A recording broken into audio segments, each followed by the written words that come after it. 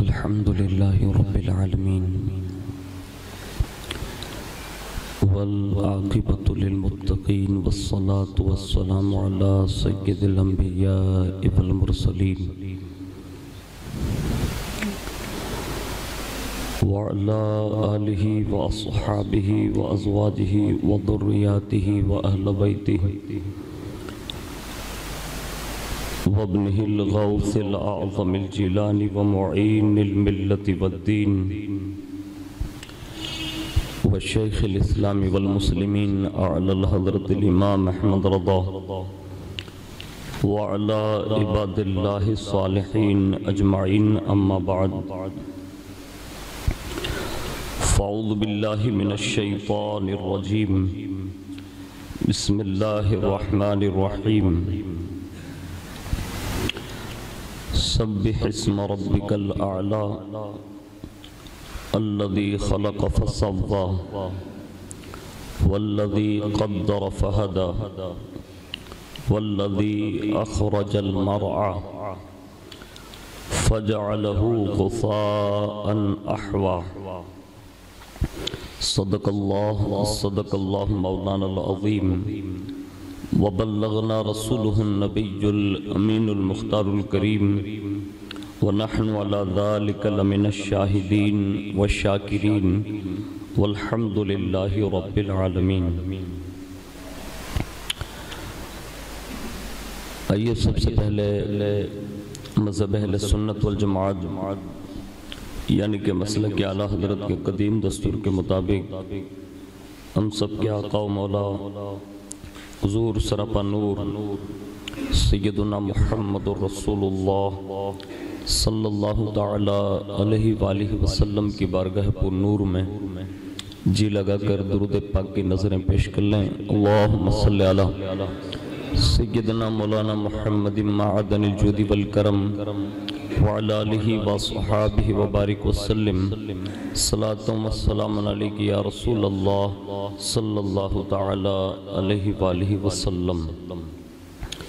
نبی اور آل نبی پر ایک بار اور محبت سے جی لگا کر درود شریف پیش کر لیں. صلی اللہ علی النبی الامی وآلہ صلی اللہ علیہ وسلم صلاة و سلام علیک یا رسول اللہ صلی اللہ تعالی علیہ وآلہ وسلم.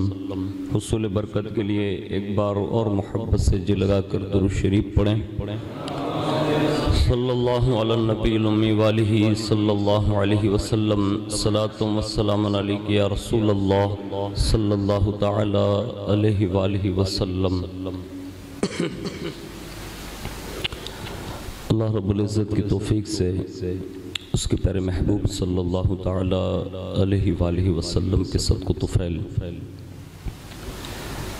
مراب ماہ جمعۃ الاولیٰ کی جمعۃ المبارکہ کی ساعتوں میں حاضر ہیں. اللہ رب العزت اپنے خاص فضل عظیم سے ہم سب کی حاضری کو قبول فرمائیں اور اس حاضری کو ہم سب کے لیے نجات کا ذریعہ بنائیں.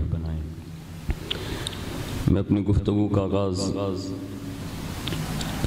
ان اشعار کے ساتھ کرنے کی سعادت حاصل کرتا ہوں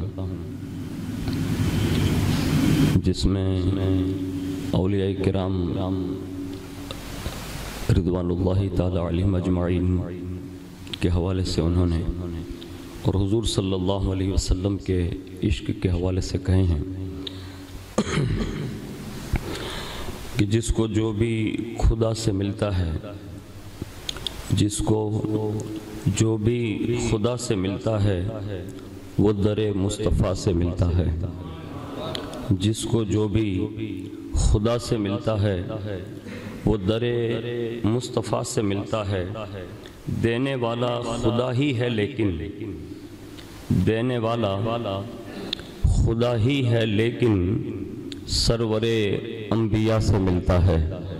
سرور انبیاء سے ملتا ہے اور راستہ قربت الہی کا راستہ قربت الہی کا عاشقان خدا سے ملتا ہے.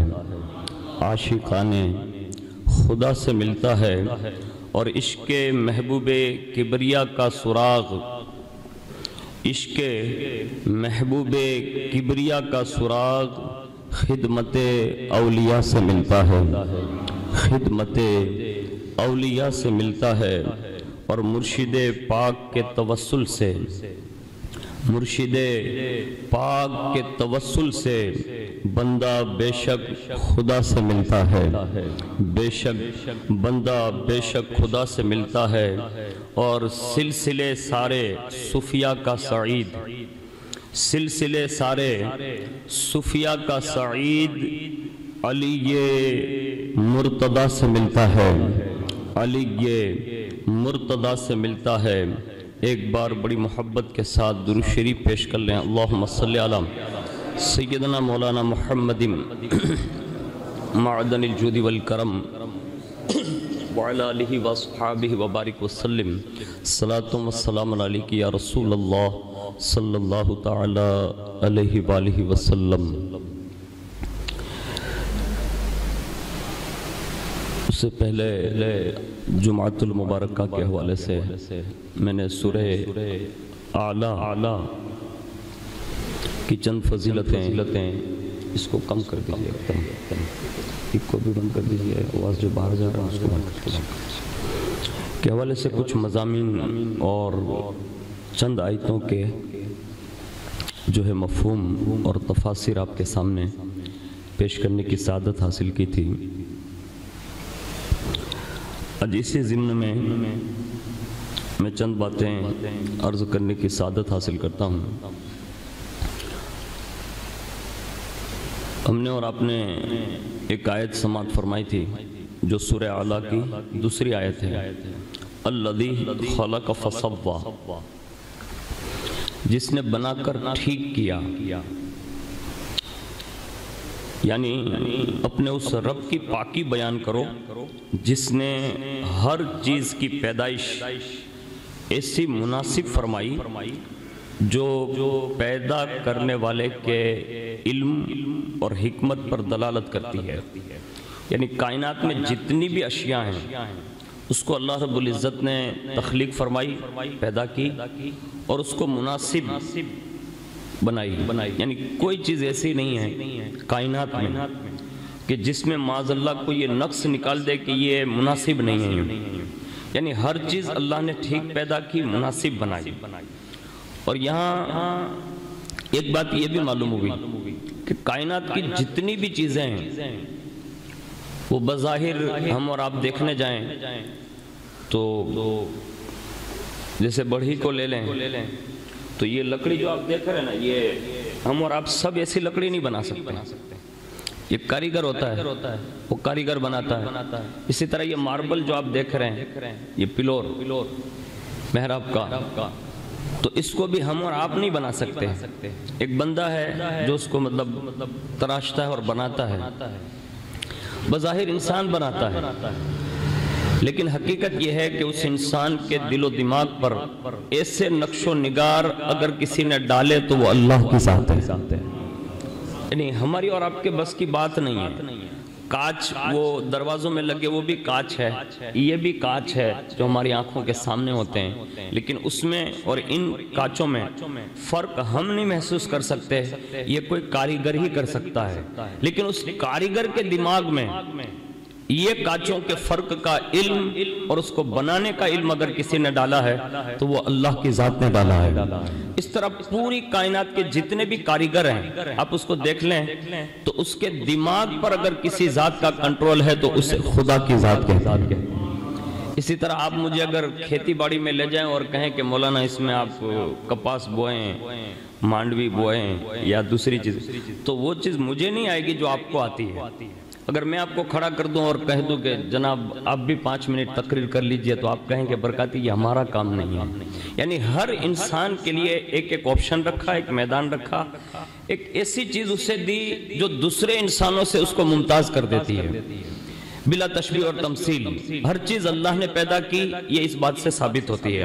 آگے سنیے، چھوٹی چیز ہو یا بڑی چیز ہو، وہ ساری کی ساری چیزیں اللہ کی پیدا کی ہوئی ہے، اور اس پر قرآن میں کئی متعدد جگہ پر اللہ خود فرماتا ہے اور اس نے ہر شے کو پیدا کیا اور وہ ہر شے کو جاننے والا ہے۔ آگے فرمایا اللہ ہر شے کا خالق ہے اور وہ اکیلا سب پر غالب ہے، یعنی اس کا جو علم ہے اور اس کی جو طاقت اور قدرت ہے وہ اتنی بڑی ہے کہ کائنات کا کوئی ذرہ ایسا نہیں ہے جو اس کے غلبے سے باہر ہو، یعنی سب پر وہ غالب ہے۔ اور آگے فرمایا اور اس نے ہر چیز کو پیدا فرمایا پھر اسے ٹھیک اندازے سے بنایا، یعنی ہر چیز کو پیدا فرمانے میں کوئی نہ کوئی حکمت ضرور ہے، بغیر حکمت کے اس نے کوئی چیز پیدا نہیں کی۔ اب ظاہر سی بات ہے کہ کائنات کے 18,000 مخلوقات ہیں، جس کو دیکھنے کے بعد کبھی کبھی یہ خیال ضرور آتا ہے کہ یہ چیز پیدا کیوں کی گئی، لیکن اس میں حکمت ضرور ہے۔ اور قرآن مجید میں مختلف جگہوں پر ہر چیز کا ایک مقصد بیان کیا گیا، جیسا کہ ارشاد ہے اور ہم نے ہر چیز کی 2 قسمیں بنائیں تاکہ تم نصیحت حاصل کرو۔ کائنات میں کوئی ایسی چیز نہیں ہے جو تنہا بنائی گئی ہو، بلکہ 2 جوڑے بنائے گئے، یعنی 2 ہی قسمیں اس کو بتائی گئی اور 2 ہی قسموں کے ساتھ اس کو پیدا کیا گیا۔ اس میں بھی لوگوں کے لیے نصیحت حاصل کرنے کا حکم دیا۔ آگے ارشاد فرمایا اللہ وہی ہے جس نے 7 آسمان بنائے اور اسی آسمانوں کے برابر 7 زمینیں بنائیں، حکم ان کے درمیان اترتا تاکہ تم جان لو کہ اللہ ہر شے پر خوب قادر ہے، اور یہ کہ اللہ کا علم ہر چیز کو گھیرے ہوئے ہیں، کوئی چیز اس کے علم سے باہر نہیں۔ آگے فرمایا اللہ وہ ہے جس نے موت اور زندگی کو پیدا کیا تاکہ تمہاری آزمائش کرے کہ تم میں سب سے زیادہ اچھا کام کون کرتا ہے۔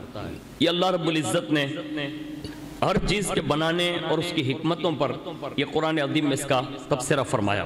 آگے فرمایا اور جس نے اندازے پر رکھ کر راہ دی،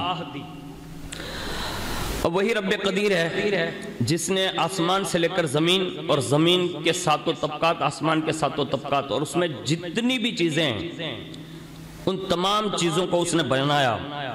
تو اللہ خود یہ بنانے کی بات کہہ کے یہ کہہ رہا ہے کہ جب ہر چیز کا بنانے والا وہی ہے تو اب دوسروں کی تعریفیں نہیں، اب اگر کسی کی پاکی بولو نا تو صرف اللہ کی پاکی بولو، اللہ کی کبریائی بیان کرو، اس کی بلندی بیان کرو۔ اور جو بھی لوگ زندگی میں اس رب قدیر کی پاکی بولتے ہیں اور اس کی کبریائی بیان کرتے ہیں، اس کا ذکر کرتے ہیں، اللہ اسے رسوا نہیں ہونے دیتا۔ آج امت جو ذب و حالی کا شکار ہے نا، اس کی ایک وجہ یہ بھی ہے کہ ہم اور آپ اللہ کے ذکر سے غافل ہو گئے۔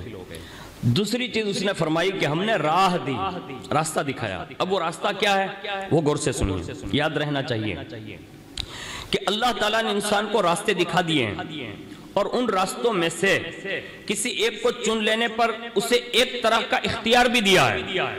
اب اس کی مرضی ہے کہ وہ جس راستے کو چاہے اختیار کریں، چاہے وہ اچھائی کے راستے کو اختیار کریں، چاہے وہ برائی کے راستے کو اختیار کریں۔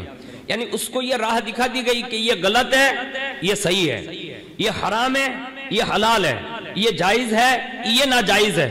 یعنی کوئی چیز ایسی نہیں ہے جو بندہ کھڑا ہو کے یہ کہہ دے کہ مجھے یہ پتا نہیں تھا کہ یہ چیز ایسی ہے، یہ غلط ہے۔ اللہ نے خود انسان کے دل میں یہ بات رکھی ہوئی ہے کہ اس نے خود ہی راستہ دکھا دیا ہے۔ اب لوگ یہ سوچتے ہیں کہ فلاں آدمی ایسا کر رہا ہے، فلاں آدمی ایسا کر رہا ہے۔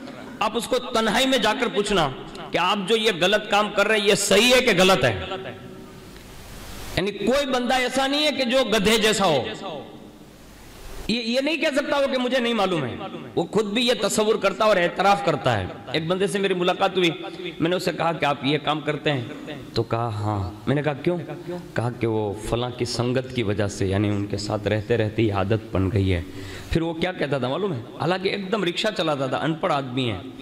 اس نے کہا حضرت میں بھی جانتا ہوں کہ یہ غلط ہے، یعنی یہ اس بات کا معترف تھا کہ وہ غلطی پر ہے، لیکن پھر بھی بندہ جو ہے نا کچھ سنگتوں کی وجہ سے اس راہ پر چل بستا ہے۔ آگے سنیے، اللہ رب العزت نے خود ارشاد فرمایا بے شک ہم نے آدمی کو ملی ہوئی منی سے پیدا کیا۔ آگے فرمایا تاکہ ہم اس کا امتحان لیں، تو ہم نے اسے سننے والا اور دیکھنے والا بنایا۔ بے شک ہم نے اسے راستہ دکھا دیا، اب یا تو شکر گزار بنے یا ناشکری کرنے والا بنے۔ آگے فرمایا اور جان کی اور اس کی جس نے اسے ٹھیک بنایا، پھر اس کی نافرمانی اور اس کی پرہیزگاری کی سمجھ اس کے دل میں ڈال دی، یعنی کائنات میں کوئی انسان ایسا نہیں ہے جس کو نیکی اور برائی میں فرق کرنا نہ آتا ہو۔ میں آپ سے پوچھتا ہوں، ہم اس وقت جو اللہ کے گھر میں بیٹھے ہیں تو دن ہے رات تو سب کہیں گے دین ہے، یہی ہوگا نا؟ اچھی جگہ یا بری جگہ؟ آپ کہیں گے اچھی جگہ۔ اس کا مطلب یہ ہے کہ ہمیں ہر چیز کا فرق کرنے والا ایک دل عطا فرمایا ہے اور بندہ اس کو جانتا بھی ہے۔ جیسے ہم اور آپ ہیں، جتنے لوگ داڑھی منڈا رہے ہیں ان کو بھی پتا ہے کہ یہ حرام ہے، یعنی واجب ترک ہو رہا ہے۔ جو نماز چھوڑ رہے ہیں اس کو بھی معلوم ہے کہ نماز فرض ہے۔ یعنی ہر اچھائی اور برائی کا صاف صاف صراحت کے ساتھ لوگوں کے درمیان یہ بات عام ہے، اور یہ اللہ کا فرمان ہے کہ ہم نے اس کے دل میں یہ بات ڈال رکھی ہے کہ وہ اچھائی اور برائی دونوں کا فرق محسوس کر سکتا ہے۔ اب پھر بھی اگر بندہ غلطی کر رہا ہے تو یہ اس کا قصور ہے خود کا کہ اس نے وہ راستہ اختیار کیا، لیکن اللہ جب کسی کے ساتھ حقیقی معنوں میں بھلائی کا ارادہ فرماتا ہے تو کبھی کبھی اس کو اس مراحل سے گزارتا ہے اور اسی منزلوں پر پہنچاتا ہے کہ اس منزل پر پہنچنے کے بعد بندے کے اندر کیسے کیسے خصوصیات پیدا ہو جاتی ہے اگر وہ اچھائی کے راستے پر چلتا ہے۔ اسی ماہ مبارک کی غالباً 22 تاریخ کو ایک دنیا صوفیہ کی ایک عبقری شخصیت کا عرس ہوتا ہے جسے حضرت سیدنا سید احمد رفاعی کبیر رحمت اللہ تعالی علیہ کا نام دیا جاتا ہے۔ یہ سلسلہ رفاعیہ کے بہت عظیم شیخ ہے اور حضور غوث پاک رضی اللہ تعالیٰ عنہ کا انہوں نے وہ دور دیکھا ہے، اور بڑا مشہور واقعہ ہے کہ یہی بزرگ جب رسول اللہ کی بارگاہ میں روزے رسول پر حاضر ہوئے اور حضور کی بارگاہ میں سلام عرض کرنے کے بعد عریضہ پیش کیا کہ حضور میں آپ کے دست اقدس یعنی مقدس ہاتھوں کو بوسہ دینا چاہتا ہوں، تو حضور نے ان کی محبت میں اپنا مقدس ہاتھ باہر نکالا اور انہوں نے حضور کے ہاتھ کو بوسہ دیا تھا۔ یہ اتنی بڑی عبقری شخصیت ہے، لیکن ان کے فضائل و کمالات پر ایک بڑا چیپٹر ہے۔ میں ایک بات عرض کرتا ہوں، ان کی شان اور اللہ کی بارگاہ سے جو انہیں انعام ملا تھا نا، اس سے آپ اندازہ لگائیے گا۔ حضور غوث پاک رضی اللہ تعالیٰ عنہ نے خود ایک دن اپنے خاص خادم کو اپنے بھانجے حضرت سید احمد رفاعی کبیر کے پاس بھیجا اور خادم سے فرمایا کہ میرے بھانجے سید احمد رفاعی کبیر سے پوچھنا مل عشق، عشق کیا ہے؟ یہ سوال بھیجا۔ کنہوں نے بھیجا؟ حضور غوث پاک نے بھیجا۔ کن کے پاس بھیجا؟ حضرت سید احمد رفاعی کبیر کے پاس بھیجا۔ جب خادم نے جا کر حضرت سید احمد رفاعی کبیر سے حضور سیدنا غوث پاک رضی اللہ تعالیٰ عنہ کے حکم کے مطابق وہ سوال پیش کیا، مل عشق، عشق کیا ہے؟ تو حضرت سید احمد رفاعی کبیر رفاعی رحمت اللہ علیہ نے ایک آہ کھینچی، یعنی زور سے ایسے آہ، ایسے ایک آہ کھینچی اور فرمایا العشق نار یحرق ما سوى اللہ تعالی۔ فرمایا عشق ایک ایسی نورانی آگ ہے جو ما سوا اللہ کو سب کو جلا کر خاک کر دیتی ہے۔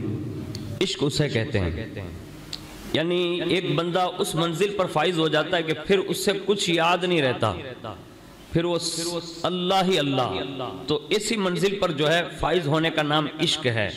حضرت سید احمد رفاعی کبیر رحمت اللہ تعالی علیہ نے جب یہ جواب دیا، اس کے ساتھ ساتھ ایک پور سوز آواز مطلب آپ نے کھینچی، اور وہ آہ میں اتنا درد تھا کہ آپ جس درخت کے نیچے بیٹھے ہوئے تھے نا، وہ آہ نکلنے کی وجہ سے وہ درخت میں آگ لگ گئی، یعنی درخت جلا، یہاں تک کہ وہ آگ تو درخت میں لگی، پھر خود سید احمد رفاعی کبیر رحمت اللہ تعالی علیہ بھی اس آگ میں جلنے لگے، یعنی وہ آگ آپ کو بھی لگ گئی، یہاں تک کہ آپ کا پورا جسم جو ہے جل کر خاک ہو گیا، اور پھر وہ خاک جو بنی نا وہ پانی کی صورت اختیار کر بیٹھی جہاں بیٹھے تھے، یہاں تک کہ وہ پانی جمنے لگا، یہاں تک کہ برف بن گیا۔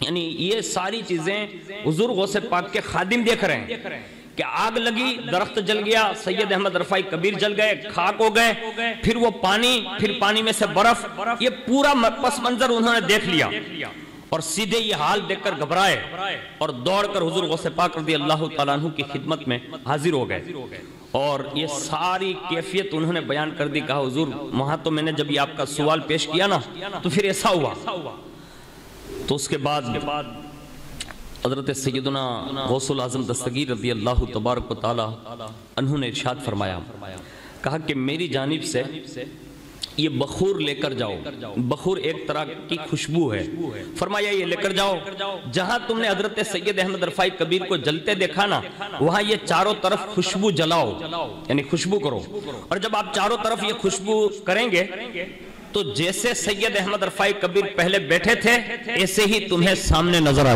جائیں گے۔ حضور غوث پاک نے یہ خوشبو دے کر بھیجا، آپ نے جا کر وہاں خوشبو جلائی نا، تو پھر وہ درخت، وہ برف جو بنا تھا نا، اس میں سے پانی، پانی میں سے خاک، خاک میں سے سید احمد رفاعی کبیر، پھر اس میں سے وہ درخت، جیسی کیفیت پہلے تھی ویسی ہو گئی۔ اس کے بعد وہ خادم حضور غوث پاک رضی اللہ تعالیٰ عنہ کی بارگاہ میں حاضر ہو گئے، اور اس کے بعد انہوں نے عرض کیا، کہا حضور یہ جو میں نے دیکھا ہے نا، جو آپ نے سوال بھیجا اور سید احمد رفاعی کبیر کے ساتھ ایسا ہوا اور پھر واپس بھی وہ ایسے ہی ہو گئے، تو اس کی وجہ کیا تھی؟ تو حضور غوث پاک نے جو بیان فرمایا نا وہ سننے کے قابل ہے۔ ارشاد فرماتے ہیں حضور غوث پاک نے فرمایا، یہ جو تم نے اپنی نظروں سے دیکھا نا کہ میں نے ایک سوال کروایا ان سے، سوال یہ تھا کہ عشق کیا ہے، تو انہوں نے ایک آنکھ کھینچی اور اس کے ساتھ میں انہوں نے عشق کا لفظی جواب دیا، کہا ہاں، کہا پھر انہوں نے ایک معنوی جواب دیا، یعنی عشق یہ ہے کہ بندہ اللہ کی محبت میں اپنے آپ کو جلا کر خاک کر دے، یعنی عشق کا درجہ یہ ہے کہ اللہ کی محبت میں ایسا تڑپنا چاہیے کہ اپنے آپ کو جلا کے خاک کر دینا چاہیے۔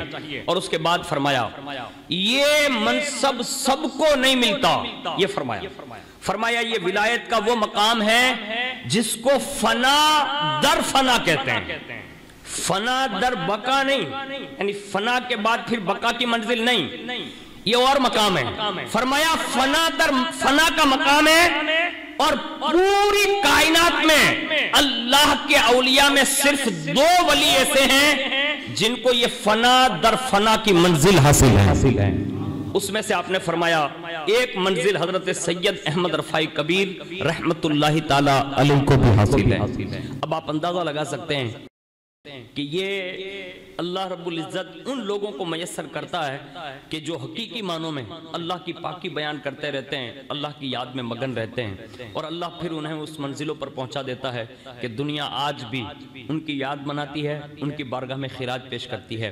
آج پوری انسانیت میں آپ دیکھ لیں کہ ہم اور آپ اگر کسی چیز سے غافل ہیں تو جس رب نے ہمیں بنایا اور ٹھیک اور مناسب بنایا اور ہمیں سیدھی راہ دکھائی نا، ہم اسی رب کریم کو بھولے ہوئے ہیں۔ اللہ کے لیے اللہ کے ذکر کی عادت ڈالیے، ایسے لوگوں کو تلاش کیجئے جو آپ کے دل کو نئی زندگی عطا کر دیں اور آپ کو اللہ کی رحمت سے جوڑ دیں، اللہ کی محبت سے جوڑ دیں، آپ کے سینے کو اللہ کی محبت کا خزینہ بنا دیں۔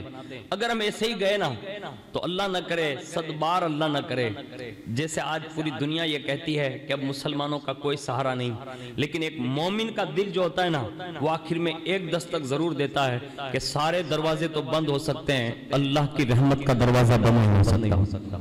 ابھی کے حالات آپ سن رہے ہیں کہ اللہ نہ کرے، اب میرے خیال سے یہ جمعہ الاولیٰ چل رہا ہے، ابھی آنے والا جمعہ الاخری اور رجب، اور اس کے بعد شعبان اور رمضان، ابھی یہ بڑی تیزی کے ساتھ پورے ہندوستان کی سچویشن نہیں بلکہ پوری دنیا کے ممالک کی پھر سے وہی ہونے جا رہی ہے جو 2 سال ہم بھگت چکے ہیں۔ اب آپ یہ سوچیں گے کہ یہ مولانا جمال الدین گوری مسجد کے نمازیوں کی وجہ سے تھوڑی ہے، نہیں کہتا کہ میں ان کی وجہ سے ہیں، لیکن ہو سکتا ہے کہ ہمارے کچھ قصور ایسے ہو اور ہم نے صحیح معنوں میں وہ 2 سال میں توبہ نہ کی ہو، تو پھر ہمیں اسی منصب پر لایا جا رہا ہے اور کہا جا رہا ہے کہ اب بھی اگر میری بارگاہ میں نہیں آئے نا تو پھر 3 سال اور تمہیں ایسی قید و بند میں ڈال دیا جائے گا۔ اللہ کے لیے توبہ کر لو۔ آنے والا جو بڑی تیزی کے ساتھ جو سوشل میڈیا کے تحت پوری دنیا کی میڈیا چیخ رہی ہے کہ اب آنے والی جو لہر ہے نا وہ جوانوں تمہارے لیے نہیں ہے، ہماری قوم کے چھوٹے چھوٹے بچوں کے لیے۔